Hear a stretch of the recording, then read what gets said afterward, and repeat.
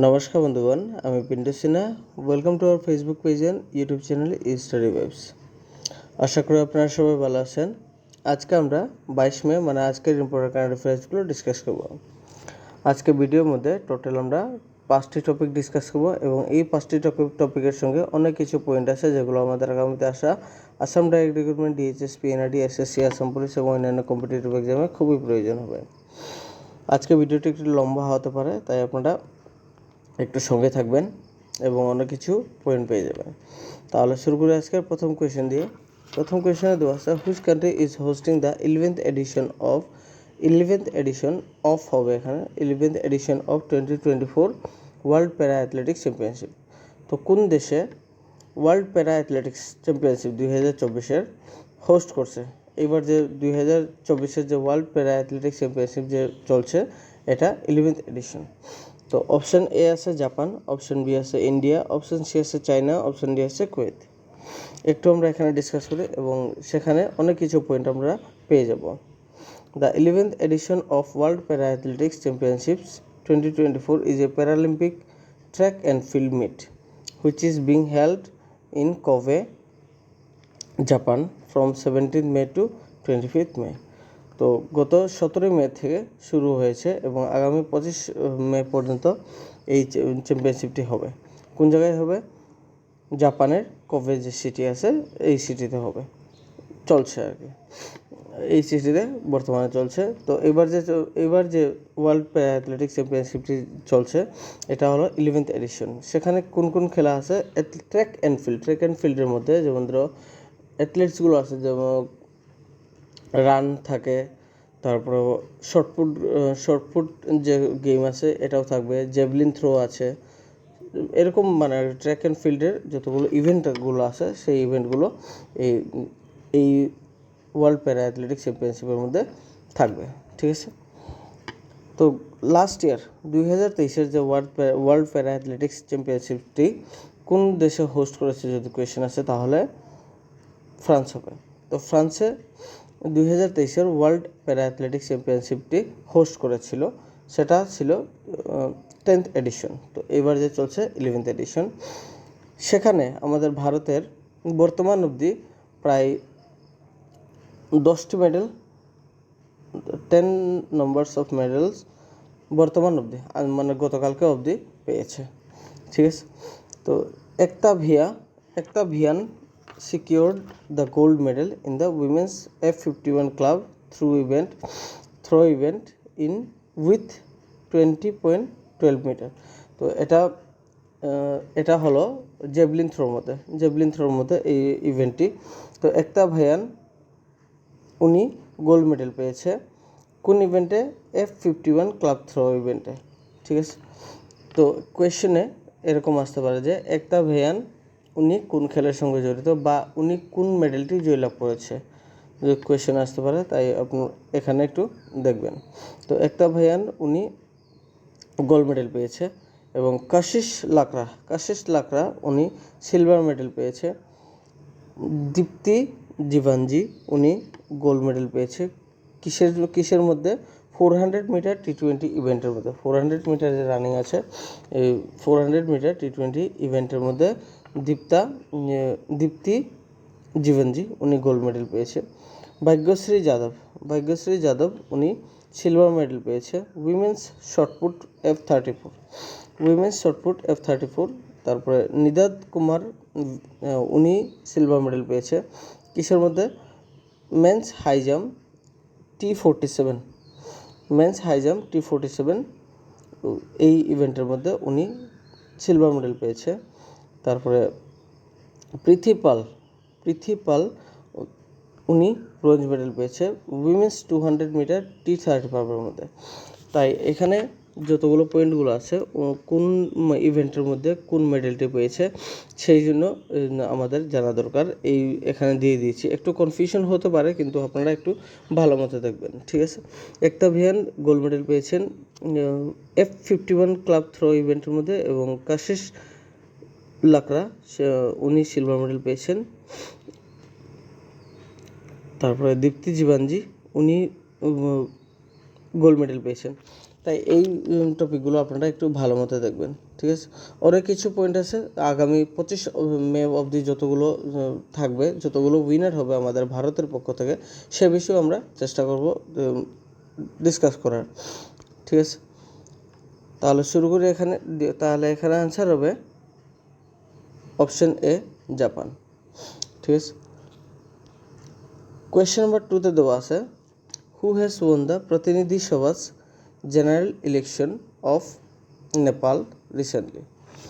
তো প্রতিনিধি সভা, নেপালের প্রতিনিধি সভা যে পোস্ট আছে, এই প্রতিনিধি সভা পোস্টের জেনারেল ইলেকশন রিসেন্টলি কে জয়লাভ করেছে? Option A Sushil Koirala, option B Pushpa Kamal Dahal, option C Rabi Lamichhane, option D Dev Raj Ghimire. একটু আমরা এখানে ডিসকাস করি। নেপাল, প্রথমে নেপালের বিষয়ে ডিসকাস করব। Nepal which is officially known as federal Democratic Republic of Nepal. নেপালের আরেকটি নাম, বা নেপালকে বলা হয় ফেডারেল ডেমোক্রেটিক, অফিসিয়ালি বলা হয় federal Democratic Republic of Nepal, is an Asian country located in the Himalayas. আমাদের হিমালয়ের যে রেঞ্জ আছে, এই হিমালয় রেঞ্জের মধ্যে নেপাল স্থিত আছে, ঠিক আছে। তো রিসেন্টলি পুষ্পকমল দাহাল, নেপালের যে বর্তমান প্রাইম মিনিস্টার পুষ্পকুমার দাহাল, যাকে আমরা প্রচণ্ড নামও জানি, উনি হাউস অফ রিপ্রেজেন্টেটিভ হবে, হাউস অফ রিপ্রেজেন্টেটিভ অর প্রতিনিধি সভা ফোর্থ টাইম। তো এই হাউস অফ রিপ্রেজেন্টেটিভ বা প্রতিনিধি সভা যে পোস্ট আছে, এই পোস্টটি রিসেন্টলি যে জেনারেল ইলেকশন হয়েছিল, সেখানে নেপালের বর্তমান প্রাইম মিনিস্টার পুষ্পকমল দাহাল উনি জয়লাভ করেছে। তো এইবার নিয়ে চতুর্থবার উনি এই পদে জয়লাভ করেছেন, ঠিক আছে। যেহেতু নেপালের কথা বলা হয়েছে, তাই এখানে আমি কিছু নেপালের ইম্পর্টেন্ট পয়েন্টগুলো আমি দিয়ে দিয়েছি। নেপালের বর্তমান প্রেসিডেন্টের নাম রামচন্দ্র পৌদেল, ভাইস প্রেসিডেন্টের নাম রাম সাহায়া যাদব, চিফ জাস্টিস, নেপালের যে চিফ জাস্টিসের নাম বিশ্বম্বর প্রসাদ শ্রেষ্ঠ, নেপালের ক্যাপিটালের নাম কাঠমান্ডু, কারেন্সির নাম নেপালি রুপি, ঠিক আছে। তো এখানে আনসার হবে অপশন বি পুষ্পকমল দাহাল। মনে রাখবেন, কোনো সময় পুষ্পকমল দাহাল না আসে, প্রচণ্ডও আসতে পারে, ঠিক আছে। তো কমল দাহালকে প্রচণ্ড নামে জানা যায়, ঠিক আছে। এখন আমরা যাই কোয়েশ্চেন নাম্বার 3তে। কোয়েশ্চেন নাম্বার 3তে দেওয়া আছে, which city is hosting the 46th Antarctic treaty consultative meeting. তো এই কোয়েশ্চেনটি খুবই ইম্পর্টেন্ট কোয়েশ্চেন। তো কোন সিটি বর্তমানে হোস্ট করছে অ্যান্টার্কটিক ট্রিটি কনসালটেটিভ মিটিং? এবার যে অ্যান্টার্কটিক ট্রিটি কনসালটেটিভ মিটিং যে চলছে, এটা হলো 46th এডিশন বা 46th বলতে পারে। তো option A new Delhi, option B Kochi, option C Chennai, option D Guwahati. একটু আমরা এখানে ডিসকাস করি অ্যান্টার্কটিক ট্রিটির বিষয়ে। Antarctic treaty which was signed on December 1, 1959 with 12 countries. যে সময় এই অ্যান্টার্কটিক ট্রিটি যে সময় গঠন হয়েছিল, অ্যান্টার্কটিক ট্রিটি বা অ্যান্টার্কটিক ট্রিটি সিস্টেমও বলতে পারে। তো অ্যান্টার্কটিক ট্রিটি সিস্টেমও বলতে পারি, এই যেটা গঠন হয়েছিল বা সাইন করা হয়েছিল প্রথমে, তখন 1959 সনের 1 ডিসেম্বরে সাইন করা হয়েছিল। তখনকার সময় মেম্বার ছিল 12 কান্ট্রিজ তখনকার সময় মেম্বার ছিল। আর বর্তমান অবধি 56 কান্ট্রি এই অ্যান্টার্কটিক ট্রিটির মধ্যে মেম্বার কান্ট্রি হিসাবে আছে। তার মধ্যে আমাদের ভারত জয়েন করেছিল 1983-তে। তো কোনো সময় এরকম আসতে পারে যে অ্যান্টার্কটিক ট্রিটি কনসালটেটিভ বা অ্যান্টার্কটিক ট্রিটির মধ্যে আমাদের ভারত কত সনে পার্টিসিপেট করেছিল, ঠিক আছে, কত সালে পার্মানেন্ট মেম্বার বা মেম্বার হয়েছিল যদি কোয়েশ্চেন আসে, তাহলে 1983 হবে, ঠিক আছে। তো the 46th Antarctic treaty consultative meeting ATCM 46 also known as the Antarctic parliament. তো এই ট্রিটি কনসালটেটিভ মিটিংয়ের আরেকটি নাম অ্যান্টার্কটিক পার্লামেন্ট। তো এরকম কোয়েশ্চেন আসতে পারে যে 46 অ্যান্টার্কটিক পার্লামেন্ট কোন জায়গায় হয়েছিল বা কোন সিটিয়ে হোস্ট করেছিল।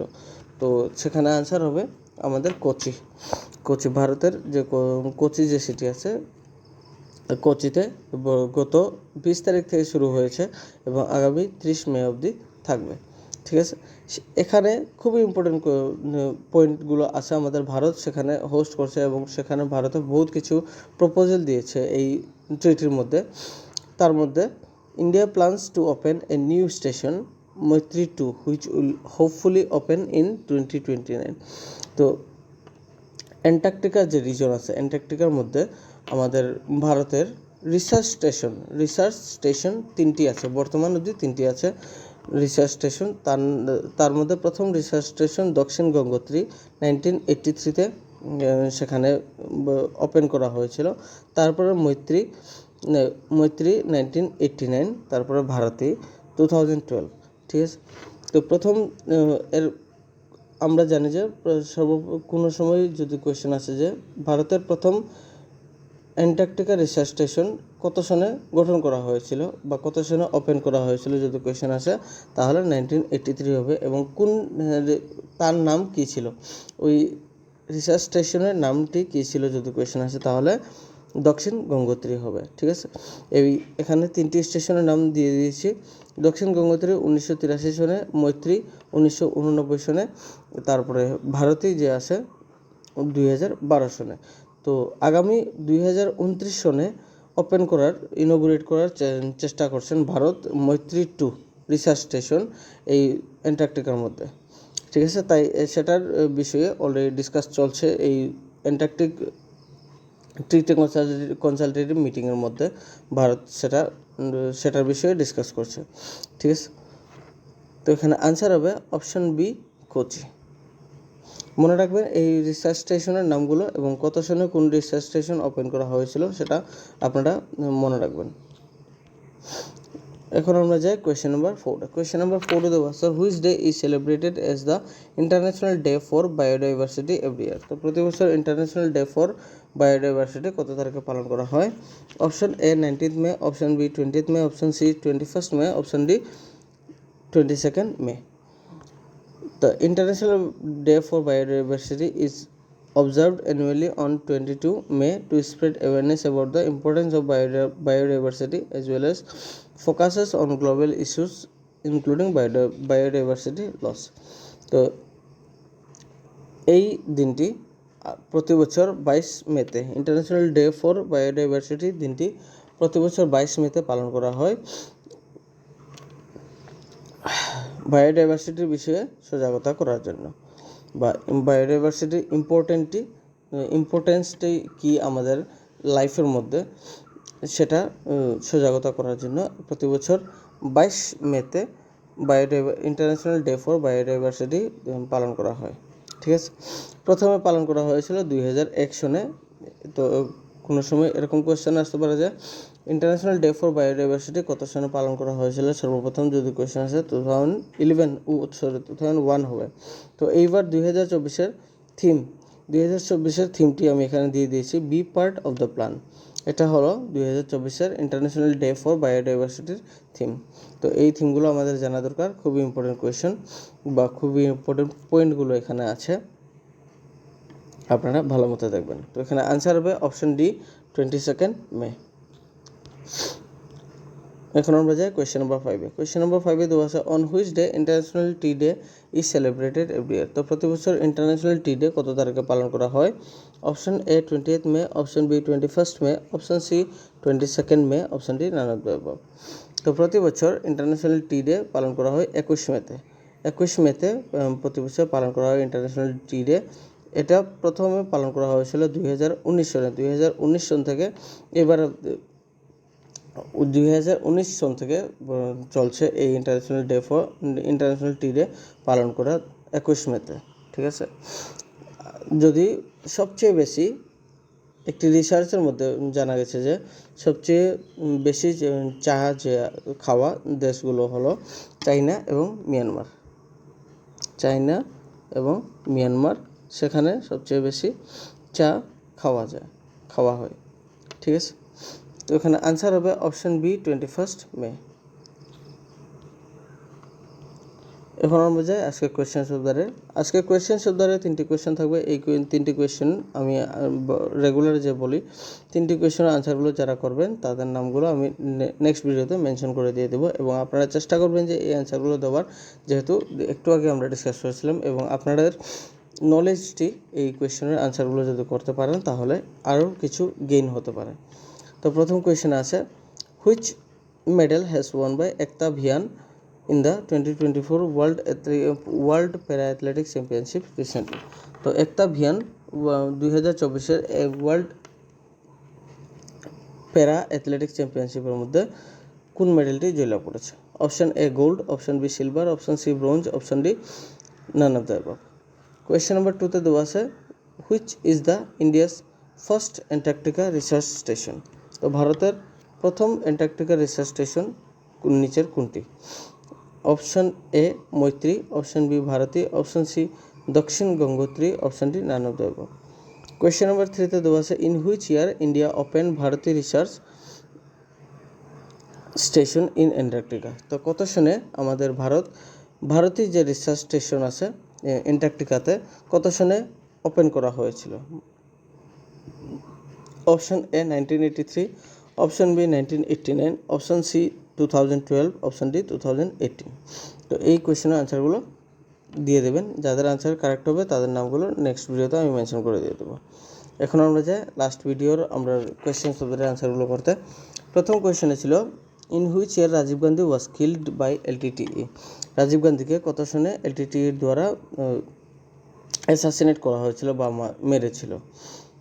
এখানে আনসার হবে অপশন ডি 1991। কোয়েশ্চেন নাম্বার 2তে দেওয়া আছে, who was the first vice president of India? Iran. তো ইরানের প্রথম ভাইস প্রেসিডেন্ট কে ছিল? তো এখানে আনসার হবে option A Mohammad Mokhber. Question number 3তে দেওয়া আছে, in which year Bengali language movement held in Barak valley region of Assam? তো কত সনে বেঙ্গলি ল্যাঙ্গুয়েজ মুভমেন্ট আমাদের বরাক ভ্যালি স্পেশালি অসমে হয়েছিল, কিন্তু আমার স্পেশালি আমাদের বরাক ভ্যালিতে শুরু হয়েছিল বেঙ্গলি ল্যাঙ্গুয়েজ মুভমেন্টে? তো এখানে আনসার হবে 1961। ঠিক আছে, তো এই কোয়েশ্চেনের আনসারগুলো কারেক্ট করেছিলেন সন্দেহা সিনহা, ওনাকে আমরা কংগ্রাচুলেশন জানাচ্ছি। তো আপনি আরও চেষ্টা করবেন যে আমাদের ভিডিওর সঙ্গে জড়িত থাকুন এবং প্রতিটি কোয়েশ্চেনের আনসারগুলো দেওয়ার চেষ্টা করবেন। আপনারা সবাইকেও আমি বলছি যে আপনারাও চেষ্টা করবেন যে এই কোয়েশ্চেনের আনসারগুলো, আজকে যে কোয়েশ্চেন সুবিধার কোয়েশ্চেনগুলো যে ডিসকাস করেছিলাম সেই কোয়েশ্চেনের আনসারগুলো দেওয়ার চেষ্টা করবেন, এবং যাদের আনসারগুলো কারেক্ট হবে তাদের নামগুলো আমি মেনশন করে দিয়ে দেবো। তো আজকে ভিডিওটি এখানে শেষ করলাম। যদি ভিডিওটি ভালো লাগে তাহলে লাইক করবেন, শেয়ার করবেন এবং চ্যানেলটা সাবস্ক্রাইব করবেন। বেশি বেশি করে ভিডিওটি শেয়ার করবেন যাতে অন্যদেরও সহায়তা হয়। ধন্যবাদ।